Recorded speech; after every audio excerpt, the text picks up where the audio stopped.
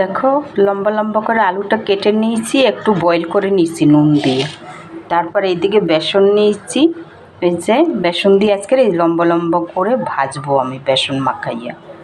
দেখো প্রথমে একটু হিং দিয়ে দিলাম, জোয়াইনও দিয়ে দিলাম, একটু কালো জিরাও দিলাম, ভালো আসবে টেস্টটা। একটুখানি হলুদের গুঁড়াও দিয়ে দিলাম, এই দেখো। তারপরে স্বাদ মতো নুন দিয়ে দিলাম, এই দেখো। এবারে জল দিয়ে এটাকে ফেটিয়ে নেব। দেখো ফেটিয়ে নিয়েছি, একটুখানি খাবার সোডা দিলাম, ফুলবে জিনিসটা। দেখো আমি বেসনটা তো মেখে নিয়েছি, তারপরে এখানে নিয়েছি সাবুদানা। এটা আমি এরকম জড়াইয়ে এটাকে ভাজতে আছি, এই দেখো।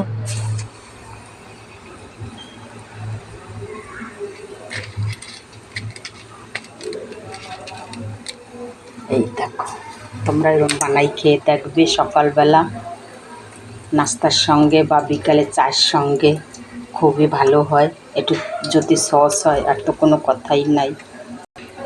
দেখো কি সুন্দর ফুলেছে, এই দেখো।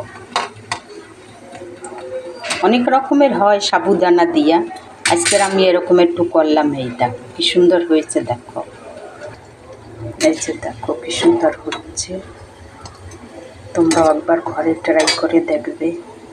এইদিকে দেখো এরকম যদি বিকালবেলা চায়ের সঙ্গে সস দিয়ে হয়, কি দারুণ জমবে, এই দেখো।